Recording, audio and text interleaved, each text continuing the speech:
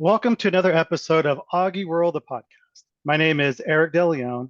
I'm a current member of the Augie Board of Directors and your podcast host for today's episode.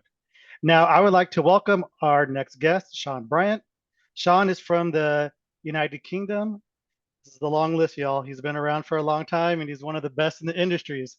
So Shaun is the managing director for CAD FM Consultants, CAD manager, consultant, trainer, CAD and BIM subject matter expert, Autodesk Expert Elite, Autodesk Gold Certified Instructor, Autodesk Certified Professional for Revit and AutoCAD, Autodesk University Speaker, For Me Augie Board of Directors, book author, author and owner of the Not Just CAD blog, and blogger for Autodesk.com, Catalyst.com, and the CAD Cafe, CADcafe.com, along with probably other sites as well.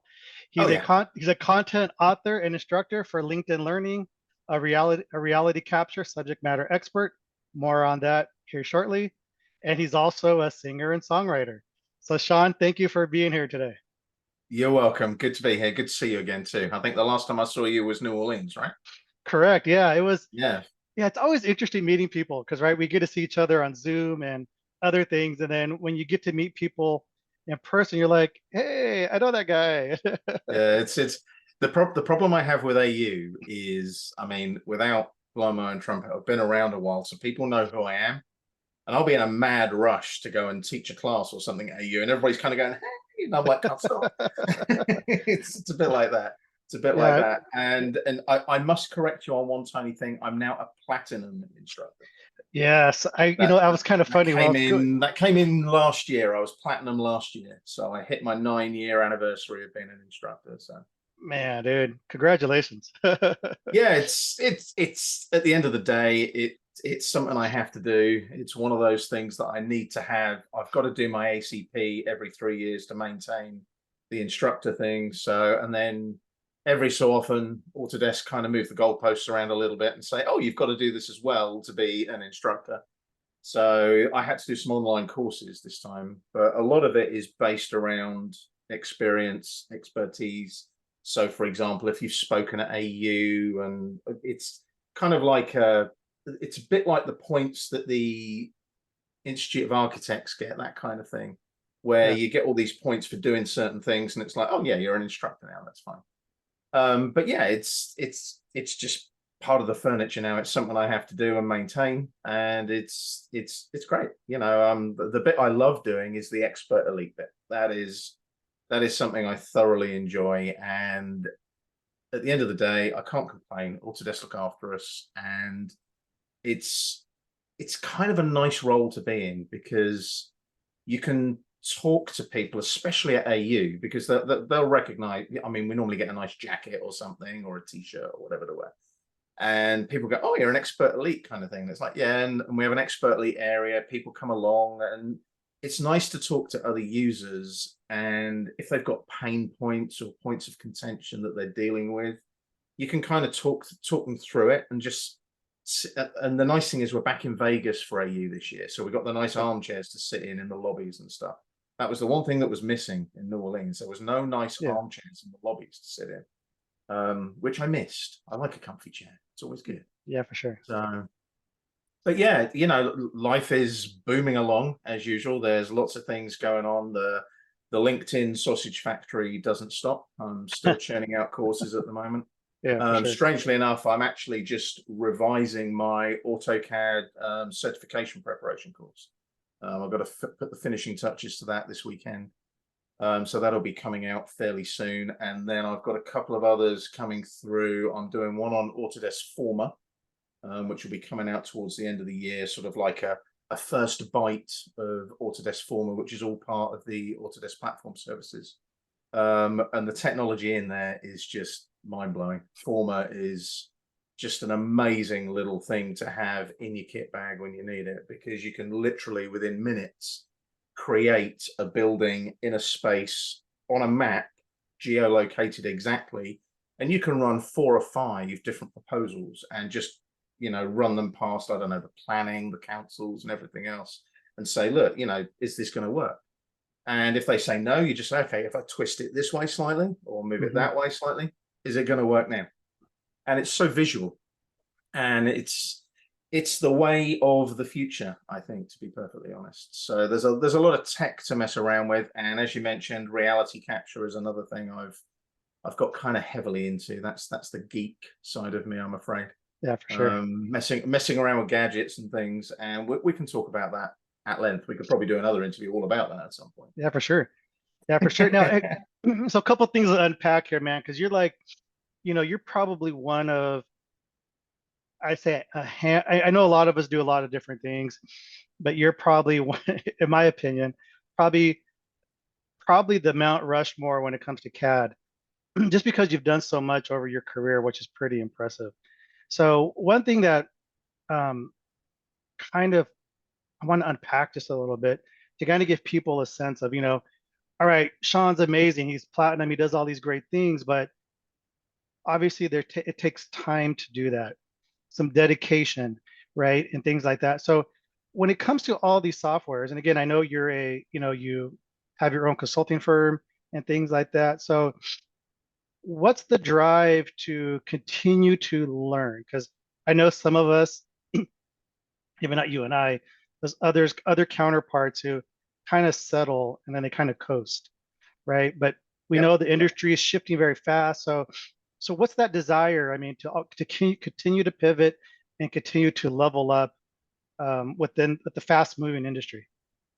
I guess that I mean, ever since I was at school, I've always been one of the to use a phrase, I've always been an inquisitive geek. That's the best way to describe it. Which is why me and Donny Gladfelter get on so well, because we're forever chatting about different bits of technology and how they work. And ever since I was a teenager, I've dabbled with stuff, and it's like the singing and the songwriting. That was just like, yeah, I want to try that, and I want to see whether I can do it. And my bucket list item was to get an album onto iTunes, and I did that.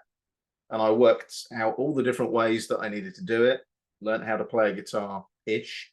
Learned how to sing a little bit.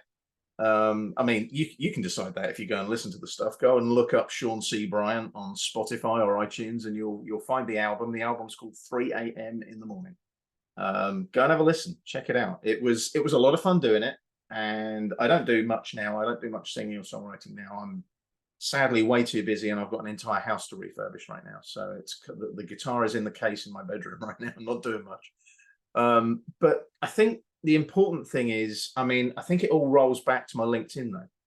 I started doing the LinkedIn stuff back in 2015, and I realized that there's so many people out there that want to learn.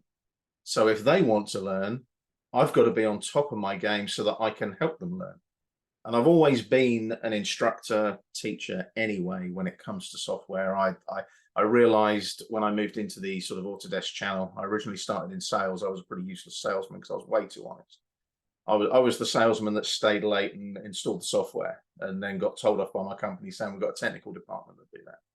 So I moved into consulting, training, that side of things, and I've kind of stuck with it since about, well, the year 2000, really.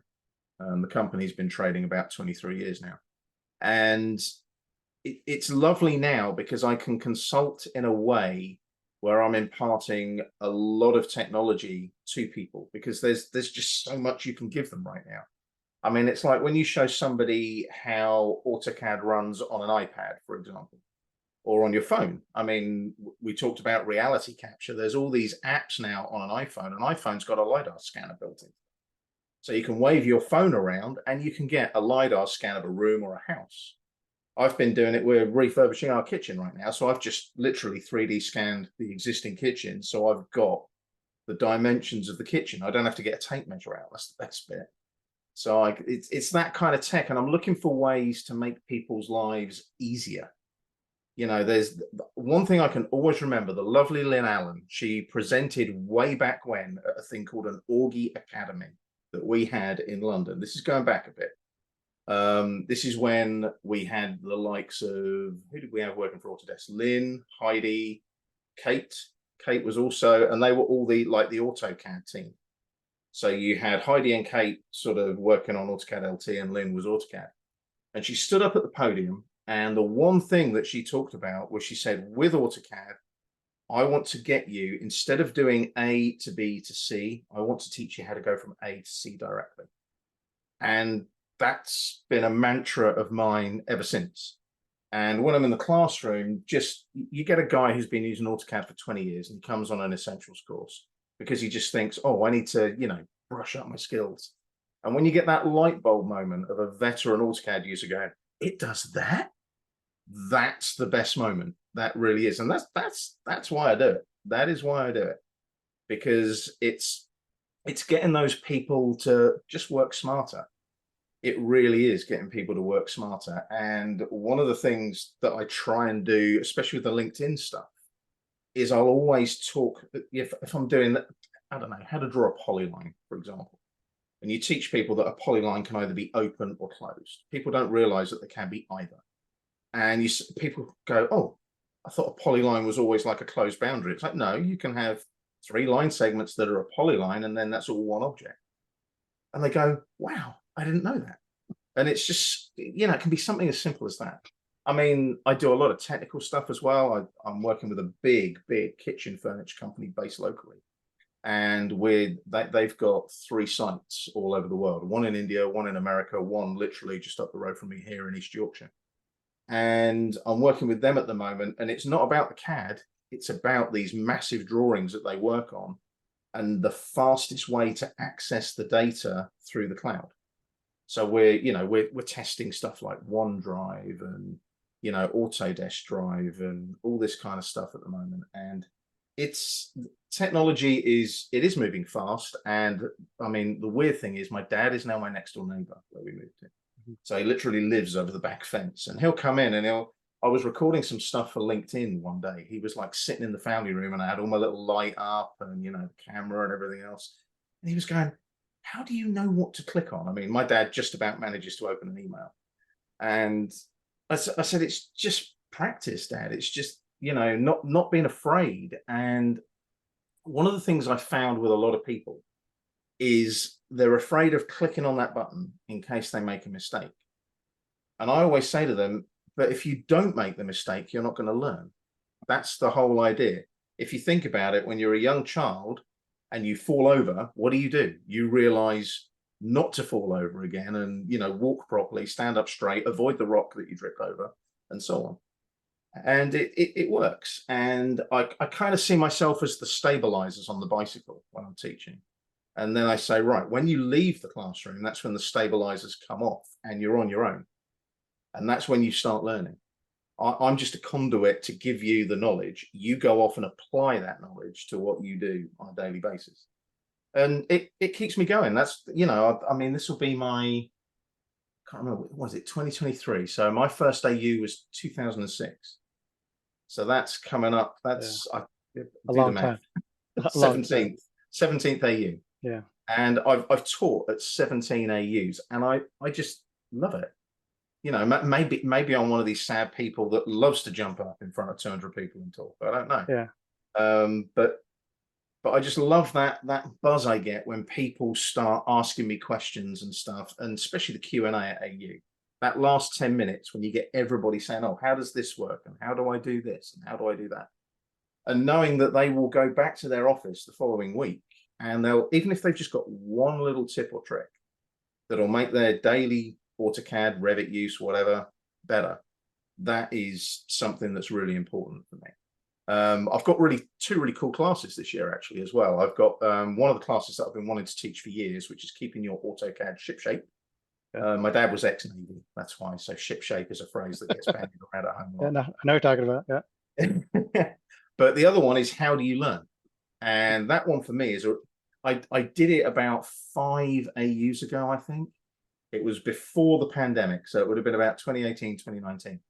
And I've got so much more to add to it now, especially since the pandemic, because the pandemic has taught us so much about how technology can help us learn. I mean, look at us now, we're talking on Zoom. This is just the norm now. FaceTime is normal, WhatsApp, Facebook Messenger, all of those. So the tech is different. The medium that we learn from is very different now. I mean, you can't really say to people anymore, read the manual, because there isn't one. Yep. So just read the PDF. Yeah. I can still remember AutoCAD coming with a bunch of books about this wide. I remember that. Yep. A lot of the time they just sat there up on the shelf. But as a CAD manager, they were always there if anybody needed to refer to them. Yeah. But technology, the internet, we've got artificial intelligence now, which is a little bit on the mind-blowing side. Yeah. It just makes me think of Skynet and Arnold Schwarzenegger most of the time. Yeah, for sure. So but AI is incredible. I'm creating some learning material at the moment on a particular platform, and they've just introduced AI. So I can put in the name of a chapter and it will give me the preface of my whole chapter Yeah. about what the chapter is about. And I'm like, wow, that's just saved me an hour. Yeah. And okay, AI, I mean, somebody commented saying AI is only as good as the information that goes into it. So when you ask it to do something, you need to be specific. But the lovely thing about it is you can tweak it and you spend 5 minutes tweaking it instead of typing something for 60 minutes. Mhm. And for me, that's great. I love stuff like that. That's why I've got an Amazon Alexa downstairs for my shopping list and stuff like that. Yeah. I just love the tech. I mean, I've just gone really crazy and got myself my first electric vehicle, which is honestly, it's like flying a spaceship. Yeah. Which one did you get? I'm a bit of a sad petrol head, so I've got a BMW i4 M50. All So right. Nice. Nice. Yeah. it's a incredible piece of machinery. Yeah. I'm still learning. We only got it middle of June, and it's some of the tech on it is just insane, absolutely insane. Yeah. The assisted driving, I can just hit a button on a motorway, and I indicate, and the car pulls out for me, overtakes for me, and then I just indicate and pull back in again. And That's wild. I'm just like, hey, look, That's mum, no that's heads. wild, right? Yeah, but again, it goes back to the technology making your life easier. And I just thought to myself, I need to bite the bullet and maybe go down the EV route. Well, I'm a bit of a tree hugger, dare I say it. We've got one planet, and we need to start making moves towards, figuring out what to do about that. I mean, one of the things, weirdly, where I live here, I'm on the east coast of the UK. The North Sea is about a mile that way, and we've got one of the biggest wind turbine farms out at sea. It's huge, and on a good day, there's just hundreds of wind turbines, and they are generating most of the power now for the east coast where we live. That's crazy. And it's amazing. And the city nearest to me is the city. It's Hull, Kingston upon Hull, and it's where Siemens make the wind turbine blades. And you often see them parked up on the dock as you drive down past the docks on the Humber River, and they're huge. They're like 60 to 100 meters long. These things, they're massive. But it's all technology that, just for me, I don't know. I just love sucking up technology. I really do. I just anything and everything, anything that I can mess around with and get a result from. One of the apps that I'm absolutely hooked on right now is a thing called Polycam. I don't know if you've heard of it. It's a phone-based app, and it creates 3D meshes just by moving the phone around. So you can put a pair of shoes on a table, and it will do a complete 3D model of a pair of shoes. Yeah. There's a gaming guy I saw recently on the internet. He drives around the UK, and basically all he does is he'll find like an old-fashioned red English phone box, right? Get Polycam out, he'll scan that, tidy it up, and he's selling all of these little scans on the internet to all the gaming companies. Yep. So all these first player gaming games that are coming out where you're walking around and you walk past that phone box, that'll be his phone box that the gaming company have paid $5. Yeah. So crazy. And I'm thinking there's a market. And that's really that's what makes me excited about this day and age. I mean, I know people get freaked out with AI and autonomous vehicles. Like literally, I just went to Phoenix, Arizona to visit my parents, and the city of Phoenix actually has autonomous cars going down the roads, right? I mean, full on scanners, cameras. It's wild to see them overtake, pass, stop at red lights, stop for people. It's just crazy. But but to be honest, right? I think you and I are kind of cut from the same cloth. Is that if we don't embrace it, we're just only going to be left behind even further, right? Yeah. And just so much opportunity, and especially for you because you're a consultant, so it's your livelihood as well to stay up with the latest and greatest. and then provide your clients, you know, give them, maybe give them the different things that they don't even realize that they need, and Yeah. type of stuff. And so, but makes it exciting, right? And so, Oh yeah, uh, yeah. I mean, I'm really looking forward to AU because I can guarantee on that exhibition floor there's going to be some fun tech happening.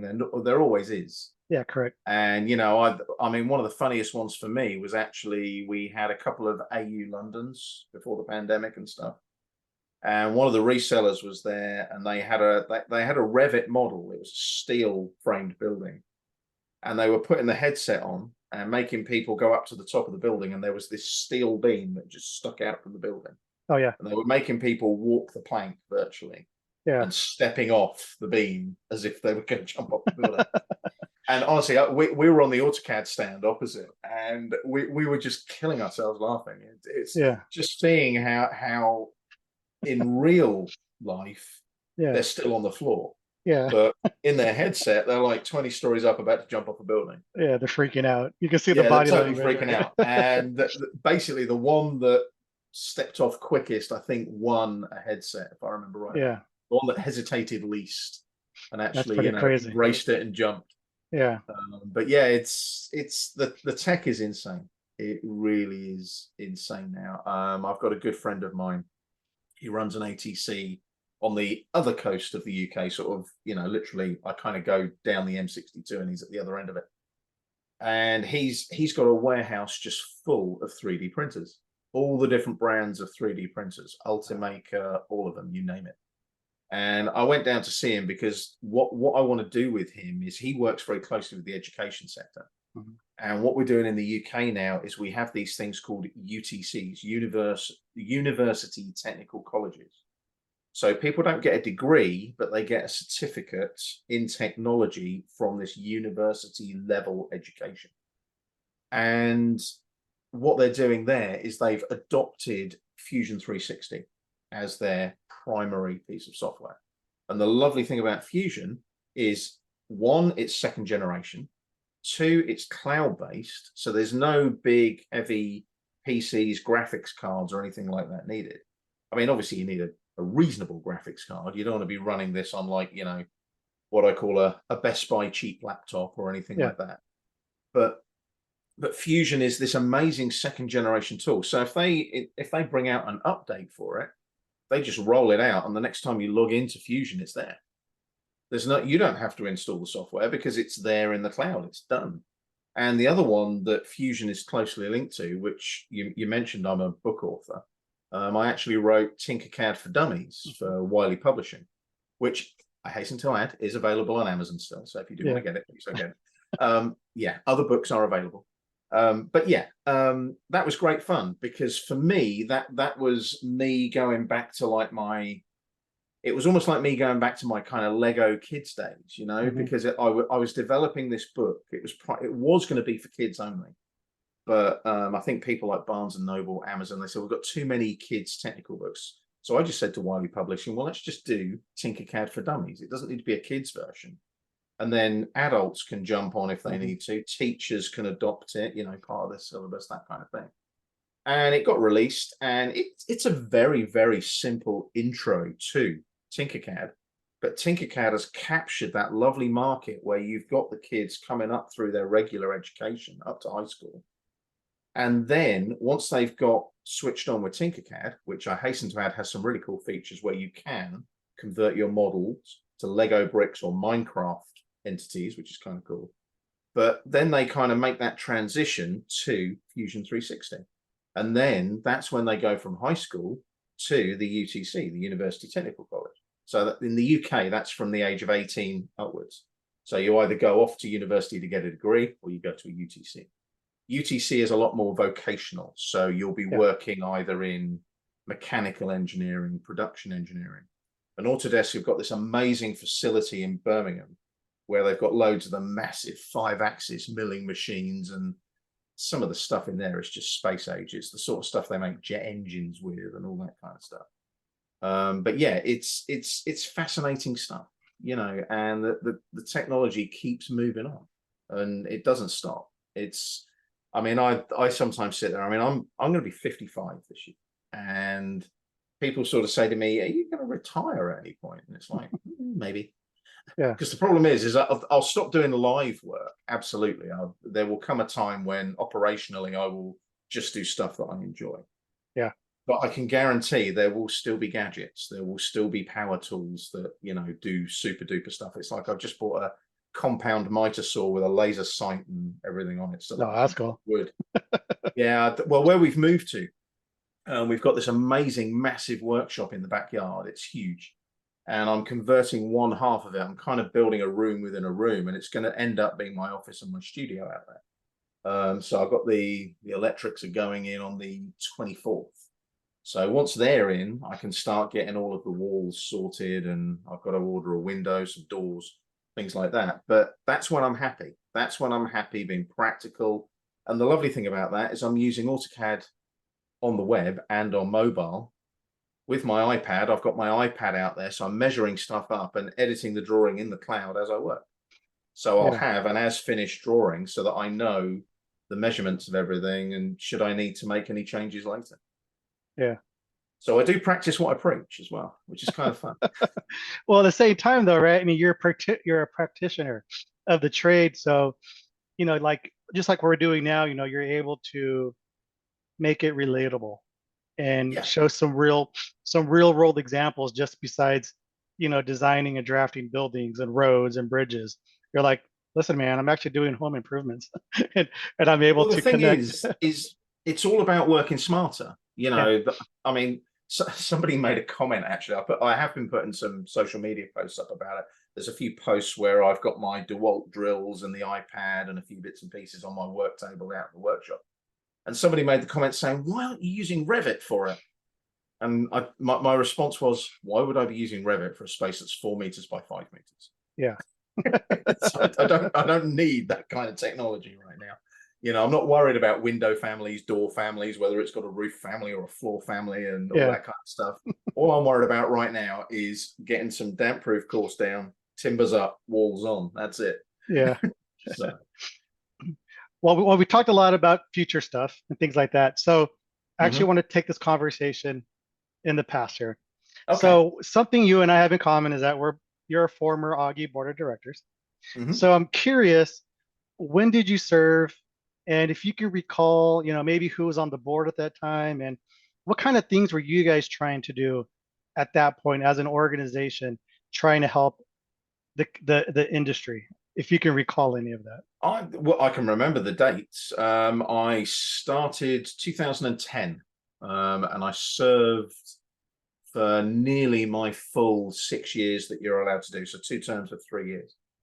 And predominantly, I was working with Dave Harrington was president back then. Let me think.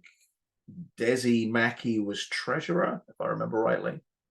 Um, One of our much loved and much missed people on the board as well was Bill Adams, who I have a story about Bill, which I'll tell you in a moment, which will make people laugh lots. Um, and oh man, there was who else did we have? Scott Wilcox was on the board back then. Donny Gladfelter. Wow, it's. I know we went to dinner at Lynn's house out in California a couple of times Was because we Chris a used to part go of the out. board at that time too? At Pardon me? Lindner? Was Chris a part of it too No, at I that? don't think Chris was on the board then. I know he is now. But yeah, that it. I mean, we are going back quite a bit. Yeah, correct. We had Bob Bell, Kate, Kate Moracle. She's now Kate Town, isn't she? And there was one more. Mel, Melanie, Melanie Stone. Yeah. Melanie was, if I remember rightly, yeah, Melanie was secretary for the majority of the time. And we often ended up, there was a group of us that ended up together. So there was Melanie, Scott, Bill, myself, Donnie, and it's dangerous putting us lot together. It really is. There's various double entendres, innuendos that are regular. So one Fair of enough. them, one of them is if somebody came out with something that had a double meaning that was a little bit risque, Yeah. it was always, "That's what she said." And that kind of stuck with us for many years. And that was one of the tamer ones. I can't repeat a Yeah. lot of it.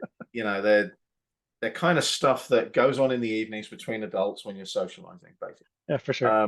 But yeah, no, we had a lot of fun. Augie was great. We had a lot of fun. Lynn Allen was very closely related to us then as well, because she was still at Autodesk. So we went to Lynn's a few times for dinner and all that kind of stuff when we were out in San Francisco. San Francisco, yeah, great fun. We got to see, you know, obviously Autodesk over at One Market, all that kind of stuff.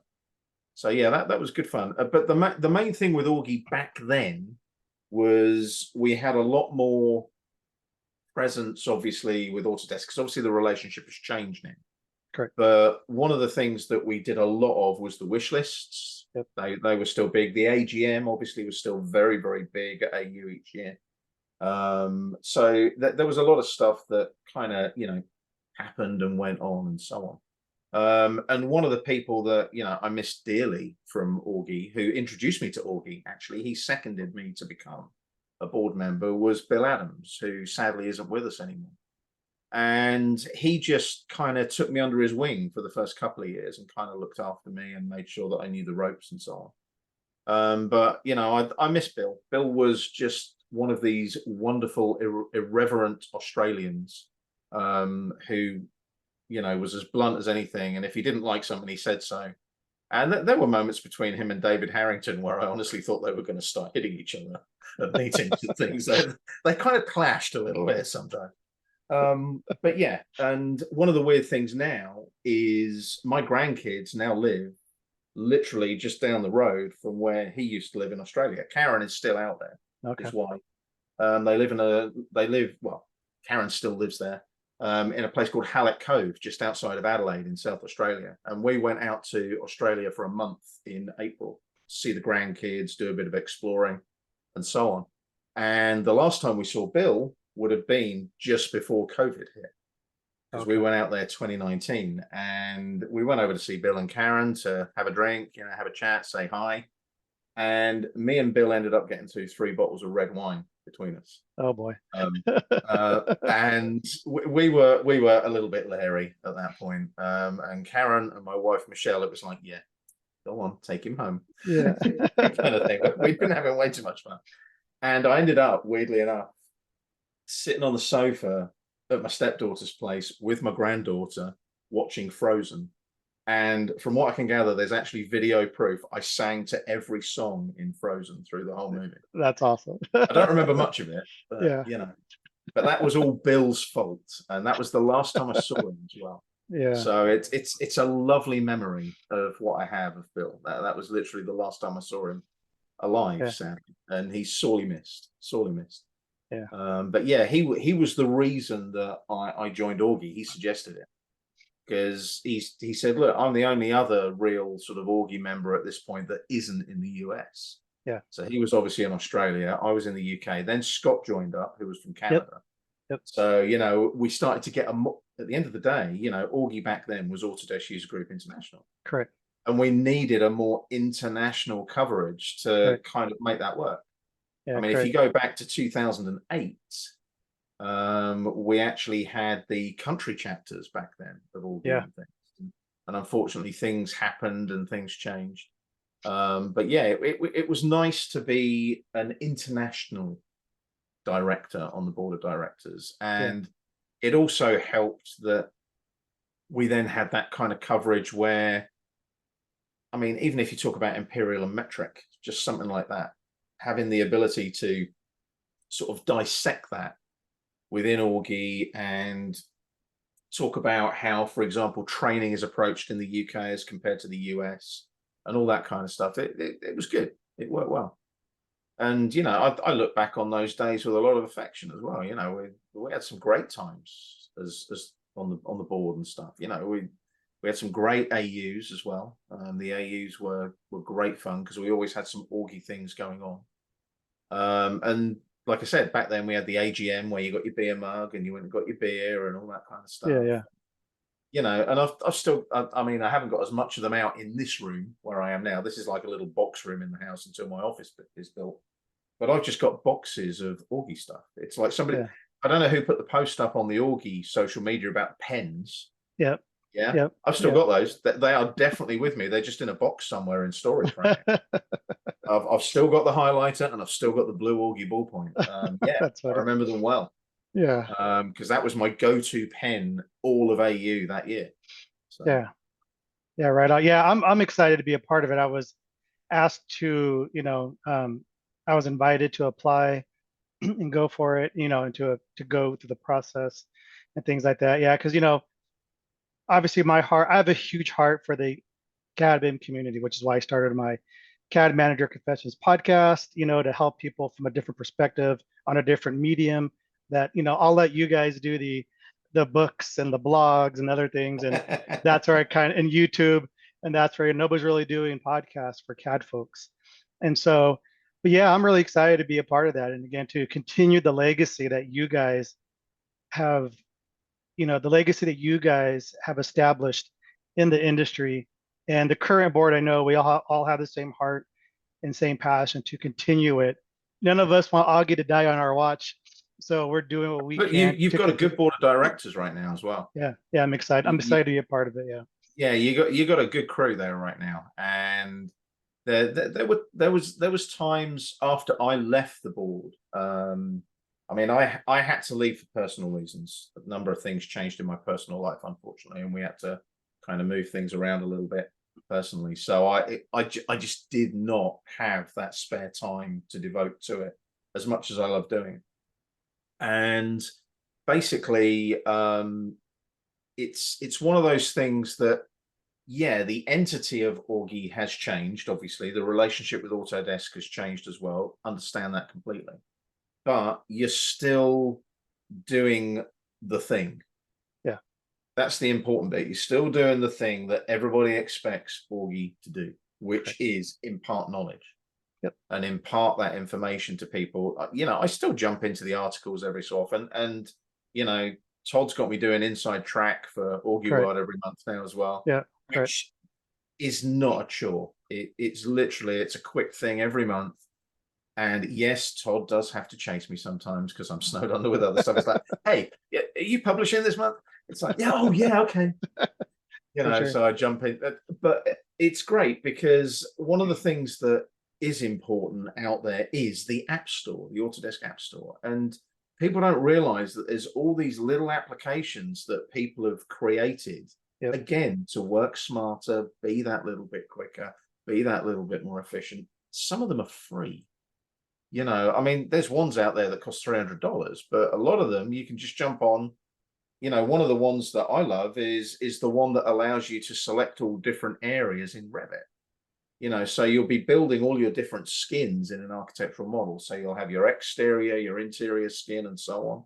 And this, it's a company called Coins, Coins, and they do this lovely tool where you can just say, right, I want this bit, and it just sorts it all out for you. And it's just such a simple app, and it's free.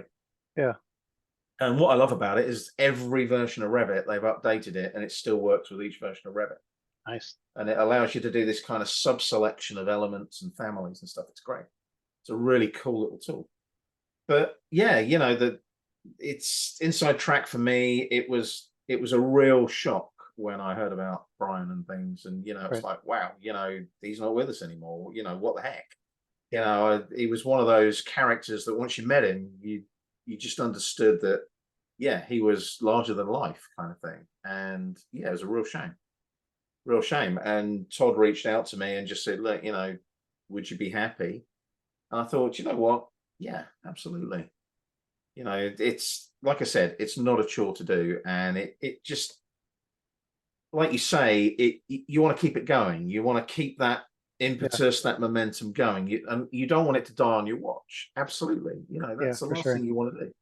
You know, so it is in a different entity now, but it's so nice because for me, I've got so many friendships from that. Correct. When I was on the board of directors, I made some friendships that have stuck throughout my professional career. And like I said, there is a level of humor between a certain group of us that Yep. no one else understands. Correct. No, we'll be sitting in a room and having a conversation, and if you're in that room and you're new to that conversation and you've never been in the room with us before, they're like, it's like, what's going on? It's like they're speaking a foreign language, but it's great, and what's really nice is I think there is going to be a number of us at AU this year. So, the gang will hopefully be able to at least get a few beers together at some point, which Yeah, would be for sure. really nice. Because there's a lot of people I haven't seen face to face, courtesy of the pandemic, Correct. really. Correct. 2019 was the last time I was in Vegas at AU. And then everything kicked off. I mean, I'm, touch wood, lucky to still be here. I had some severe post-COVID issues that, had they gone the wrong way, I might not be talking to you right now. Yeah. And if it wasn't for our fantastic health service in this country, I wouldn't have even known I had those symptoms either. That was the Yeah. worrying. But yeah, fully back on it right now, jumping up and down ladders, drilling holes, putting up timber. So yeah, Yeah. good. That's amazing. Yeah, that's the part. This is probably the part of being a part of this community. 'Cause I tell people, I said, excuse me, the CAD management community, just the CAD BIM community, everybody who's involved in all this. There's some incredible people who just really have a heart to help other people, and Yeah. it makes me proud to be a part of this community. And of course, trying to do my part as well. And so, and again, none of us want anything to die on our watch, so we're doing our parts the best that we can with what we have and time we have available. So, one of the big things I like that's interesting whenever I talk to you is because you're in the UK, and so obviously the culture, the way you guys do things is a little bit different. So I'm curious, and correct me if I'm wrong. Do you have US based clients as well that you serve? Yeah. Yeah. Okay, so when you do that, I've dealt with people sadly everywhere. yeah. Um, Well, that's good. so Obviously you're doing a good job if you're getting that kind of coverage. So I'm curious, what are some, I'm just curious myself, like cultural differences. Is there any particulars when you're consulting, with an engineering firm or, a design firm in the UK versus the US? Is there anything that, I'm just curious, is there anything culturally different like you're like you could share? I'm just curious to know. we do sadly still have the British, what we call stiff upper lip, which Okay. is the only way I can describe that is we have this British reserve. I don't have it as much. I'm quite lucky because I've traveled a lot. I've traveled all over the world for my job, in Europe, in the States. I've done some work in Australia now as well. And I'm hopefully, fingers crossed, there's going to be a project kicking in sort of end of this month, August, where potentially we might actually be able to reside in Australia for a few months while I'm Ah, working out here and stuff. It's a long-term contract rather than a couple of weeks kind of work sort of thing. But yeah, we are getting better. We're relaxing a bit more, but there's a lot of organizations, talking people like Richard Rogers Partnership, architectural companies that are still a bit very stiff and British, but there's a lot of newer architectural practices. We have some fantastic TV shows in the UK now where architects compete to create a new design and refurbish somebody's house, for example. that's exactly it. So one of them is called Your Home Made Perfect, and I love it because what the architects do is they redesign the house using virtual reality, and the clients end up putting the goggles on and get literally a virtual reality tour of the design and have to choose between two designs. And we're getting a lot of architectural practices like that now that are a lot more relaxed, not just as people, but in the way they design. Because one of the things we had in the UK, if you go back a few hundred years, is everything was very rigid, and a lot of houses were very compartmentalized. So an old-fashioned UK Victorian home, you'd have the front door, you'd have 2 rooms off of the hallway at the front that were reception rooms where you received people and had your cup of tea and your cucumber sandwich and all that kind of stuff. And then as you move back through the property, you'd have a dining room, a kitchen, and possibly like an orangery or conservatory on the back. Now, a lot of that is changing, and we're moving a lot more towards what I call the American style, where we have the big open plan area on the ground floor, where the kitchen, the lounge, it's all kind of one big space, and there's no walls kind of breaking it all up. So a lot of design is changing into that more contemporary sort of American European kind of design, and I love that. I love American houses with that big, open plan ground floor. I mean, obviously upstairs, you are going to have it a bit more compartmentalized because a bedroom, you need your privacy. Right. That's your inner sanctum of any house. Yeah.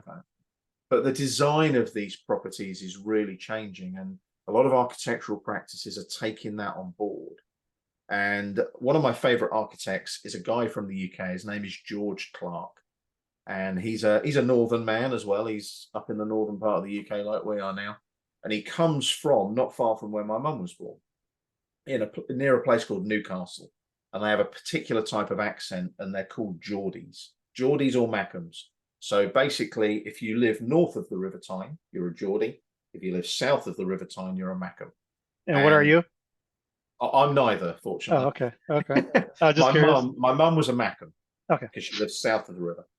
But George Clark, what he does with his TV show is it's old house, new home. So he's taking these old-fashioned, rigid properties with all the walls and stuff, and he's redesigning them, but he's still keeping the essence of the old property. So it might be a Victorian property, it might be a Georgian property. So he's making the outside look like the old-fashioned house, but Gotcha. inside it's all being adapted to contemporary Wow, that's kind of living, that's kind of cool. family. Yeah. Yeah. It's a great show. It's called Old House, New Home. I don't know if you can get it in the States, Yeah. but it's worth checking out because one of the nice things is he goes back in history and finds the old deeds of the property and history books and who used to live there, and then normally he'll give them a little housewarming gift based around that history of the property.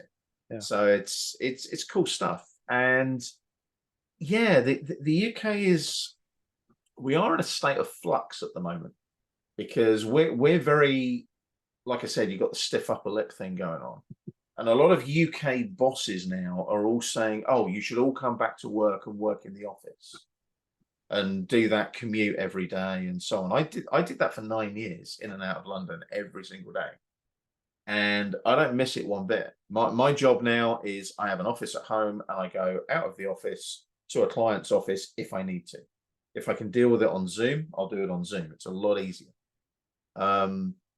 But yeah, a lot of British bosses are still of this opinion where, oh, you should be in the office. And I'm like, do they need to be in the office? Hmm. Do they actually need to be there? And we're starting to see a slow adoption of this hybrid working, where you're in the office a couple of days, you're working from home 3 days. So Yeah. and I've noticed that, well, people like Autodesk, people like LinkedIn, they're all basically saying work wherever you want. It doesn't matter. But I mean, a number of American companies, I know that Apple are forcing people to go back to work and so Yeah. on and things like that. But everything's changed. The pandemic for me was what made me change my Englishness method of working. I used to think to myself, oh, I need to go and see the client. It's like, do I? Or can that be summed up in an email? Yeah. Can I do that in an email? Can I do that on a Zoom call? So my mental workflow now is if I need to speak to somebody and I need to do it face to face, I'll do it like this. Yeah. I'm on Zoom. If they need to see the drawing, I can just share my screen. Yeah. Or better still, let's move into that new technology thing, by the way, the reality capture. So what I'm working on a little project at the moment. It's all based around my Not Just CAD branding. Because Not Just CAD, like you said about podcasts, I'm intending to do a podcast. I'm not sure how I'm going to do that. It might be a video based one, it might be an audio, don't know yet. But one of the things I want to do is start being more of a technologist Mhm. and introducing new technology to people and saying, look, if you use this with your CAD and your BIM, you're going to be so much more productive. Because a lot of people are still adopting these traditional models of, oh, I need drawings, I need this, I need this. I bought myself a drone. It was just after we moved up here, and it was going to be a boy's toy. Really, I thought, oh, let's get a drone and fly it around and have some fun. And I suddenly thought to myself, I'm sitting with all this technology that will allow me to take information from the drone in real life, real time, and convert it to a model that I can then work on. So I've got some contacts at Dropbox, and there's a tool within Dropbox now called Replay. And we were messing around with some drone footage. It's my local church, actually, just across the street. And I did a drone survey. Basically, my dad works quite closely with the church, and he got permission from the church warden so I could buzz my drone around the church. And I'm now creating a model of the church with video footage and everything else. But the Dropbox Replay tool, I can put all that drone footage, the video, and the whole team, the whole project team, let's say they're refurbishing the church, for example, they can all watch that video in the cloud at any time, stop it, pause it, literally put pencil around things on the video, make notes, and it's all in the cloud. So the rest of the team can see, oh, Shaun's put a note about that window needs some new, leading or whatever around it, and so on. And basically, I'm working with Dropbox. Dell have provided me with a super duper laptop as well. I can't not mention Dell. They've been amazing to me over the last few years. And the whole idea is it's going to bring in lots of different technology that involves, to use the name of the blog, not just CAD. That's the whole idea. I want to say to people that it's not just CAD that you need. Yeah. CAD is great, and it's a medium, and it's a tool to get to a certain point. But if you want to do the whole circle, you need to bring in lots of different things. Correct. So do you remember a guy called Pete Kelsey? Do you know Pete? I do know Pete. Pete is a really, really close friend of mine. Have you been watching his stuff on Skinwalker Ranch recently? Yeah, I've seen some of his stuff out there. Yeah, it's amazing.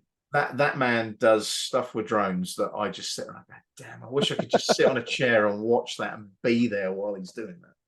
Pete's a great guy. And we got chatting about the church thing, and he gave me some really good pointers about how to get the scans to work properly. But what we've got now is technology, tools that we didn't have 25 years ago. 5 years ago, in some cases, yeah. But when I was a cab manager, if I'd had a drone, when I was a cab manager, I could have just gone on site, flown the drone around the site, got an aerial view, everything, and it would have just allowed me to see everything from a holistic perspective. Yeah, correct. The problem is when you don't have that technology 25 years ago, you're kind of on the ground and you're there with a tape measure or a laser tape measure or something like that, and you're only getting the stuff that you so it's really subjective. Yeah, it's not holistic. It's just really subjective on that little itty bitty space that you're in. And I mean, one of the things, when we went out to Australia, I took the drone with me, and we're donors to a vineyard out in the Barossa Valley in South Australia. And they kindly gave me permission to fly the drone over the vineyard. And I just did this aerial shot where I just took the drone right up, probably about a kilometer up, and just did the vertical look down. And I was like, I can see all the boundaries of the field and the edges of the building. And I'm thinking, this technology is amazing. Yeah. But that technology isn't just visual. If you look at some of the work that Pete Kelsey does, you can put sensors on those drones. Yep. So you can measure things like the moisture in the soil, and I'm thinking, this is insane. We should be embracing this massively to save time. And when it comes to things like climate change, when you look at a country like Australia, where it's so dry, you're measuring that moisture in the soil, you can highlight areas that potentially could be open to forest fire and so Yeah. on. And I mean, one of the scary things is I was actually out in a place called Carpinteria. It's near Santa Barbara. It's where the LinkedIn Learning campus is. And sometimes, well, not recently, obviously due to COVID and all that kind of stuff. But I used to go out there once or twice a year to record courses and so on. And there was one year I was there, I used to get the Amtrak from LAX up to Carpinteria. And I was due to go back to LAX to fly out to Vegas for AU. And I was sitting there in my little recording booth doing my stuff and everything, and got a little knock on the door. And they said, "Oh, we can't get you to LAX." I said, "Why's that?" I said, "The fires have literally burnt through, and Oh, the wow. flames are going across the Amtrak at the moment. So we're going to Amtrak you down to Bob Hope Airport at Burbank, which is Mhm. before LAX. It's about halfway, and we're going to fly you to Vegas from there instead." And I have to say, it was my first experience of Burbank Airport. It's great. Correct. It's one of those tiny little airports with Correct. everything you need, and it's empty most of the time. It's great. Correct. I literally sat in this little bar, had some food, had a cold beer, jumped on my plane, and I've never been more relaxed about traveling. It was fantastic. That's the one. It's the opposite of LAX. Yeah, Yeah. it is the polar opposite. It's like this little old man version of LAX. Yeah. You know, LAX. Oh man, that is just one of the weirdest airports known to man. Yeah. For sure. It's so frantic. I mean, I thought Gatwick and Heathrow were frantic, but LAX is just insanity. It really is insanity. And what's crazy is that, right? So, I mean, yeah, it's incredible just the technology that we have. Because I've been using LiDAR, or I, I'm not using it currently, but I was using it heavily from 2000, 2005 to 2013-ish. And so it's just amazing. Like, even back then, the tools that are available now, I wish I had back then, because I was doing automatic registry. I learned the hard way of manually registration, registering scan data, scans to scans. And, now it's just like everything is just, as long as you Yeah. have targets, it does it. It's almost like AI of, auto registering stuff once it locks down the targets and things like Faro does a really good job of things like that. But it's just Well, that's the thing. Once that AI gets hold of that and setting up yeah, those targets, you're literally just going to have to speak to the yeah, LiDAR scanner and say, yeah, do this. And yeah. it's going to go, oh, yeah, okay, I'll see you tomorrow. And it goes off and does all its stuff. I mean, I saw recently Boston Dynamics, the dog, Spot the Oh, dog. yep, correct. Yeah, the yellow guy. They put an AI Oh boy. kind of device on him, Yeah, and they were just literally talking to him. So there was no remote involved, yeah, none of the little joysticks or anything like that. They were just saying, Spot go here, Spot go there. And I was like, this is just, you've got two ways of looking at it. This is amazing, or it's scaring me stupid. And I'm kind of in correct, between the two right now. correct. It is amazing, and AI is going to be a fantastic benefit. I can see the time savings and the Yeah, for sure. efficiencies that it's going to bring about. But the other thing we've got to be really careful of is we can't let it go down the road of the internet where it Correct, was non-regulated for way too long. correct. We have to, and I don't want to be a spoil sport. I don't want to be that guy that, kind of poo-poos it all and everything. But it's got to be regulated because it's one of those things that can be so easily abused. Correct. And I'm not just talking in our industry either. I Yeah. mean, singing, songwriting. Yep. I mean, I couldn't believe what I read yesterday. There is one of the big labels, I can't remember which one it is, it's got AI to record 300 hours of music on its own. So this Wow. is everything: vocals, guitar tracks, bass tracks, drum tracks. And it's Wow. literally said, oh, okay. So here's all. So the software that I used to use when I was recording songs was a thing called Cubase. And it's literally created so a standard sort of song, let's say, Like let's say a a Taylor Swift song. multi-track, just a standard Yeah. multi-track, right? Yeah. So normally you'd have about 36 tracks in a Yeah. standard pop song. So Taylor Swift's probably got 36 tracks in each of her songs. A lot of those will be different vocal overdubs and all that kind of stuff. But you'll have the guitar line, the back line, things like bass, drums, Yeah. possibly, a bit of tambourine, whatever. but the AI software generated every single track on its own. That's crazy. Even and it even had, oh, create this song in the style of Bruce Springsteen, Great. or create Yeah. this song in the style of Bob Dylan. So it Yeah. actually took their vocals from existing music Yep. and created a vocal. And I'm like, okay, I'm not releasing any more albums. Then I'm done. Yeah. Yeah. But that's so. Yeah, agreed. I mean, so let me ask you this. So, and maybe you know some insider stuff that I don't, because one of the big things that I'm excited about is AI. I think there's so much opportunity. It's just, I think, obviously, like a lot of things. I mean, even like the internet, right? The internet's only been really around for 30, the commercial internet that all of us are Hmm. using, right? It's only been around for 20, 25 years anyway. So that's really early in its birth. And here is the consumer AI available to everybody, right? It's only not even a year old, right? And so just incredible, just to think how far we've come in such a amount of time.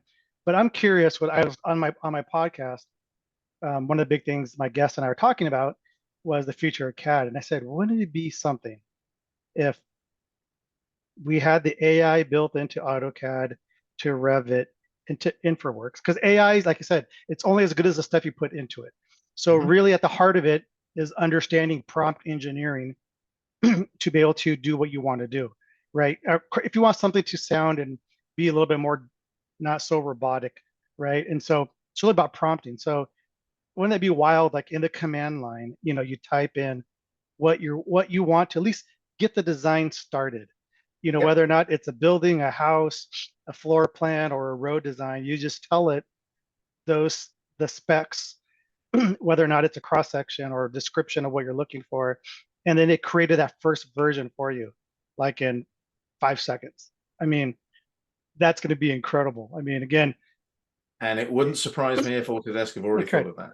yeah, but same time though, it's like, is it going to take my job for Well, the no, ones for no, the ones who are it's just doing low hanging stuff like redliners? You're done. You're almost yeah. done anyway, right? But Oh yeah, yeah, but absolutely. it's just helping us accelerate, because the quicker I can do my job, that one job, the quicker I can move on to the next job and things Exactly. like that, right? I don't think people really look at it that way. They Mm. just, I don't need to park on a job. I mean, again, that's where scope of work, budgets, expectations will come down a little bit more. We may not be able to charge as much, but it's not really about, you're not paying us for, you're paying us for the expertise to Mm. get something done. And if whether or not we develop tools or AI helps us, um, it's just exciting to think of those possibilities, especially when it comes to CAD and BIM. Well, yeah, I mean, to give you an example, one of the really, do you know who Amy Marks is? Yep. Yeah. So Queen of Prefab, Correct. basically. Yep. Amy's great, and I had to laugh at AU in New Orleans. I was sitting, where you have the cafe bit in the Yep. middle, Yep. and there was those tables around the edge. I was sitting there having a cup of coffee in front of my laptop. Amy and her entourage walked past, and she Yep. saw me, and she just made a beeline straight for me to give me a big hug. And all her entourage are like, "Who is this guy?" Yeah. It, That's it funny. just made me smile because Amy is great. She is just one of those future strategic thinking people that Correct. just literally fires out all these impressive little kind of nuggets. And if you catch hold of one of them and you take it into your industry and use it, you will just become more effective. Full stop. Correct. That's why Amy is Amy. And she's an amazing person. We have a podcast called Beams and Columns. Me and a colleague, Jim Rogers. Jim Rogers works in construction. I'm the CAD BIM guy, and we have guests that talk about all different stuff. We had Amy on a few months ago, and some of the statistics she was coming out with about the amount of waste that rework generates. So Yeah. you'll design your building in Revit. It'll go out on site with the drawings, and there'll be all this rework that goes on because it's like, oh, we've put that concrete panel, 25, inches too far to the left. So then you'll check that, and it's like, oh man, we've got to take that panel out, but we can't take that panel out. It's been concreted in. So all that rework generates waste. Yeah. And construction waste constitutes, scarily enough, nearly 60% of the waste on the planet. Wow. And I was like, are you Wow, that's a kidding? lot. And she was like, no, that is, but it's not just physical waste like concrete, timber, bricks, whatever. It's also when you're reworking all this stuff, you're having to regenerate a model on a server using Revit, using electricity. It all links together to things like climate change, energy usage, energy crop. If you start joining all of these dots together, the AI that you talk about, if you get the prompting right, will save a huge amount of time. It will save a huge amount of rework. And like you say, you get that job done in the most efficient way possible. So not only are you being more profitable, but Right. you're getting that job done smarter, quicker, faster. Moving on to the next one, smarter, Yeah. quicker, faster. And it's that kind of technology for me that I'm still fascinated by, like you are with the AI stuff. Yeah, for sure. Like you say, if we could open up even just AutoCAD and just say to AutoCAD, please draw me a section of a dining room with, I don't know, two mansard, with a mansard roof and two 1200 by 1200 windows. And it does that for you. And you could even potentially specify, do that to BS 1192, which is one of the Yeah. British CAD standards. And it would, if it did that, not if you're doing it to BS 1192, it would probably create all the colors, the line types, the layers that you need. Yeah. Bang. You're not having to think about that and manually input that stuff. Or potentially you could say to AI, create these templates to this particular standard for me. I need these layers to do this and so on. And it's, yeah, the technology is incredible. It's moving very, very fast. And sometimes just occasionally on a busy day, I do feel a little bit old. It's like, yeah, it's going a bit too fast today. But I look at it and it's like you say with things like Augie, you've got to take that baton and run with that baton and keep it going. And then when you're done, you pass the baton to somebody else Correct. who is also invested in keeping that momentum, that knowledge going. Because if we don't have that knowledge, we're going to end up with, in essence, a generation that don't have it. I mean, something, this is one of my get off my lawn moments now, where basically one of the things that drives me a little bit nuts when I'm training is a lot of younger people, and I'm not knocking younger people, it's because they haven't been exposed to a certain thing that I'm going to mention in a minute. But they'll jump onto something like AutoCAD and they'll be working in model space and they'll have an itty bitty little plan in this corner and an itty bitty little plan in this corner in the model space that are like about 3 or 4 miles apart. Correct. And it's like, guys, you need to manage your model space and draw and draft effectively. Yeah. And we really do need to get that across. That's the first thing that people should know before they touch a CAD or a BIM product, is to be able to draft efficiently and effectively. Yeah. So if you create a plan of a house, you then have the elevations coming off of each side, like you do in Revit. Revit's great for that because you are in essence generating a plan, but when you flip into one of the elevations, you can see each side of the building. Yeah. And that's where Revit, kind of ties up that way of drafting, because it kind of does it for you. But at the same time, you're then becoming a little bit lazy because you're not understanding the workflow or the process of that.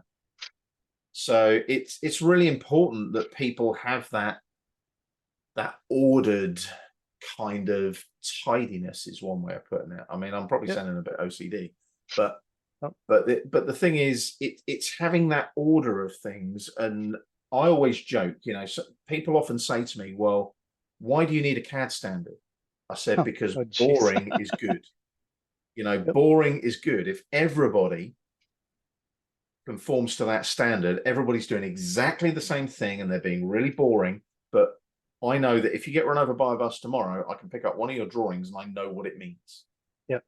And I'll give you a really good example of that. When I first started up Canatem Consultants many moons ago, I was working in a local government organization as a consultant. And I think, if I remember rightly, I was upgrading them from something like AutoCAD 2014 to AutoCAD 2000 or Yeah. something. It was that Sounds far, about that right. long ago. And we had a bunch of redliners. And they're a lovely bunch of ladies. They had their own little office and everything, and I was based in their office. And they were the first group of people that I kind of taught them how to use CAD properly. And one of them was a lovely lady called Julie. And she was a real sweetheart, used to bring me sandwiches in every day. What a Nice. lovely human. But her CAD layers in her CAD drawings, where we're using regular AutoCAD, all of her layers were Julie 1, Julie 2, Julie Oh, 3. jeez. It took me a month to get her to standardize her layers, but I sat down with her the first time and I said, Julie, you've got to stop naming all your layers Julie 1. And she said, why? I understand all of that. I know which one's which and, which one does what. I said, yeah, but nobody else does. Yeah. And she said, but it's only me that's working on the drawings. I said, yeah, but if you get run over by a bus tomorrow, we're not going to have a clue, about how your drawings work and what information they portray and so on. And it ended up with this particular consultancy role, I developed an entire CAD standard for the whole department. And we had this big sort of like, launching of the CAD standard, and we had all the PowerPoints and everything else. And one of the guys was a guy called John. And would you believe it? He was an ex-master baker. He used to run a Okay. bakery, and he decided to learn CAD and go and work in a CAD department because he thought it was less stressful. Oh, jeez. And I was like, hang on a minute, I'd rather be baking, dude. Yeah, Trust me. me too. Yeah. And he made a comment as well. He said, why should I change and work to the standard? I've got my own little standard that I'm happy with. And I said, yeah, but that's the problem. If we all have our own little standards that we're happy with, nobody's going to understand what's going on. And the whole idea is if we all do the same thing, Mhm. everybody can interchange their drawings and work together rather than have each of us have our own little empire that no one else understands.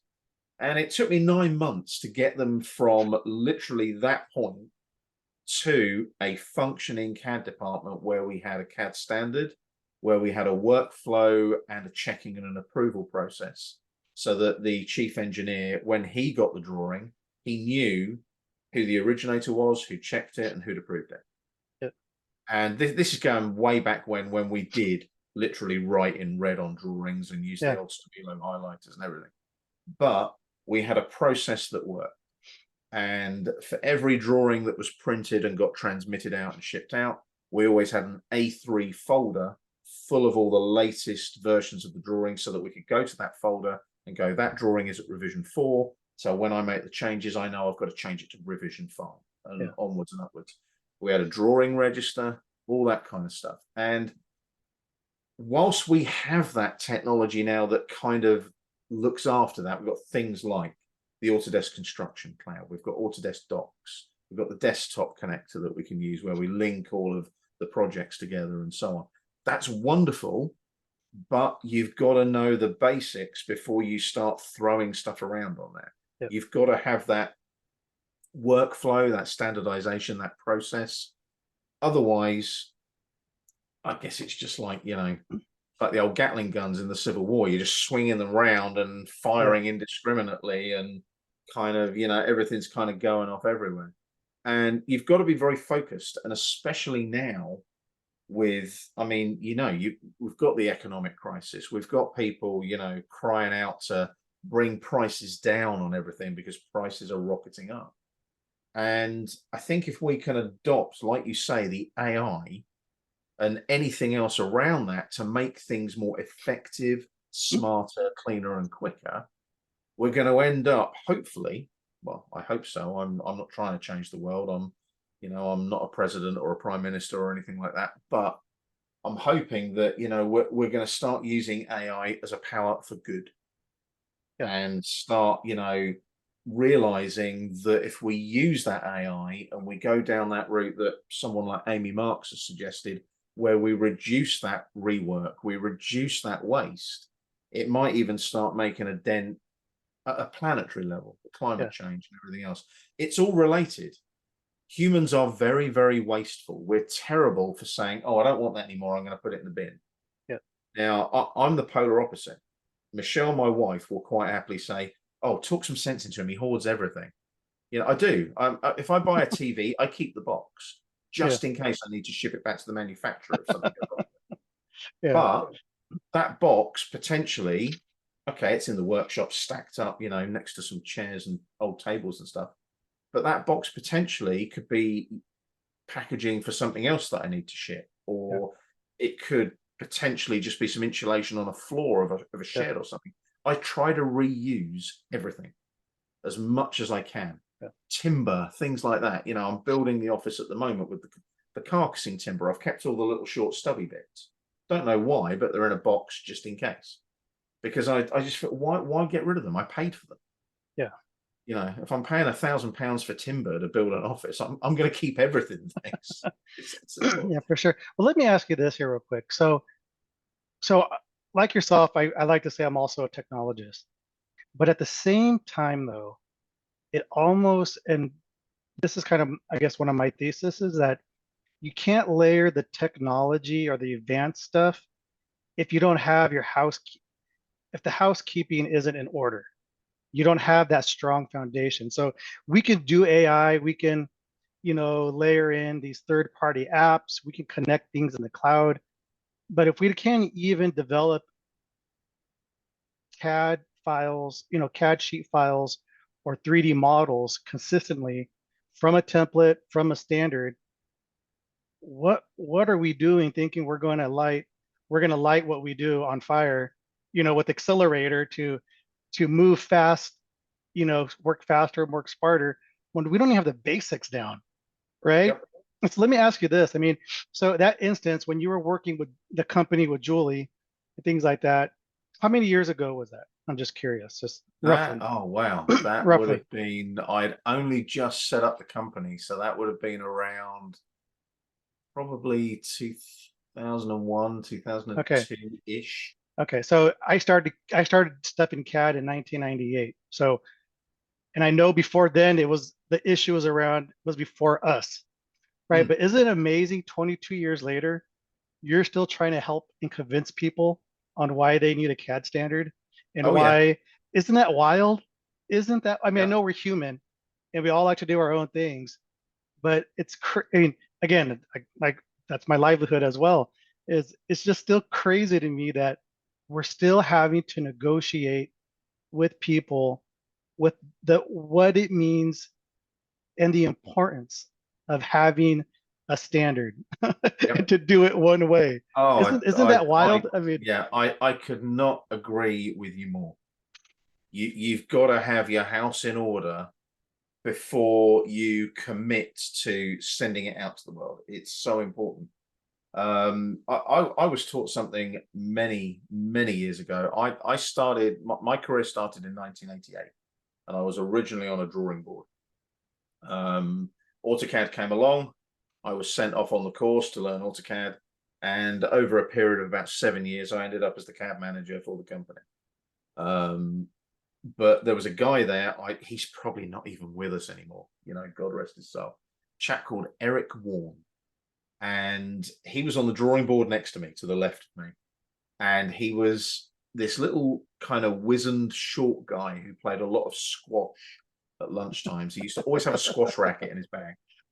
And one of the things he said to me at the time, because I was really worried, it was my first, proper job and everything. And I used to spend ages making sure that my hand-drawn drawings was all, just so and exactly right. And I always remember him saying to me, he said, they're going to start cracking the whip with you soon. He said, you're taking 3 times as long as everybody else to get these drawings out. And he said, they don't have to be the Mona Lisa. They need to be readable. That's it. mhm. He said, you don't have to worry about every single dimension being 10 millimeters apart. Just get the dimensions on the drawing. And it stuck with me, and it made me think, okay, so we need to have an optimum where everything is readable and everything can go out at that optimum level, so that we don't get the comeback from the client saying, can't read this drawing, and so on. So as I worked through the ranks, so to speak, when I became CAD manager, I realized that we not only needed a CAD standard that everybody used, because it was a global petrochemical company. So not only were we working in imperial and metric, we were working with standards from all over the world, ranging from places like Bulgaria to China. You know, we were building stuff everywhere.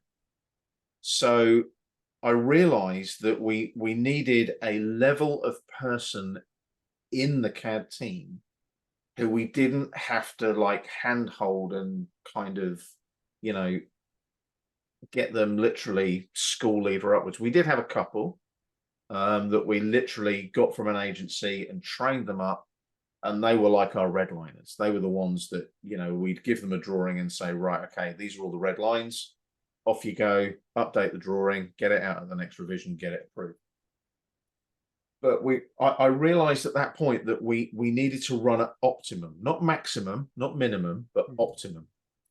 And it got me to think about, you know, standards of scale, so to speak. You don't want somebody having to read a book this thick with the internal company standard. What you need is 3 or 4 pages so that they know all the basics that they need to know. They need to know, you know, which template to use and so on.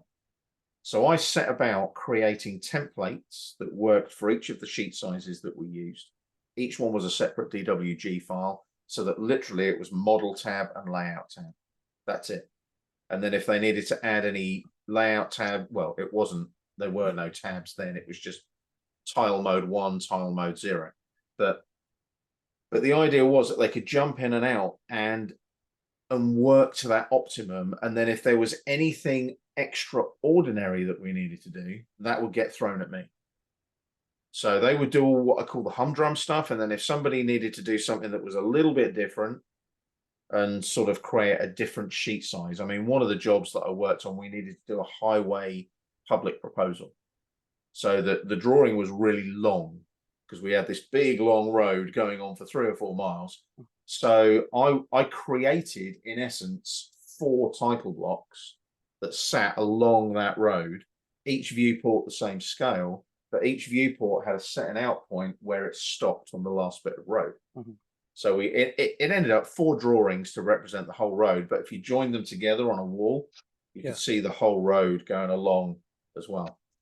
And that was for a big public inquiry. So they had to go up on the old whiteboards back in the day. The public came in, looked at the road scheme and decided whether they liked it or not and raised an objection or whatever. But it made me realize that even back then, you know, standardization is something that we must be doing. Like you say, get the housekeeping in place. Make sure that everything is where it needs to be. You then have that foundation that you can work from.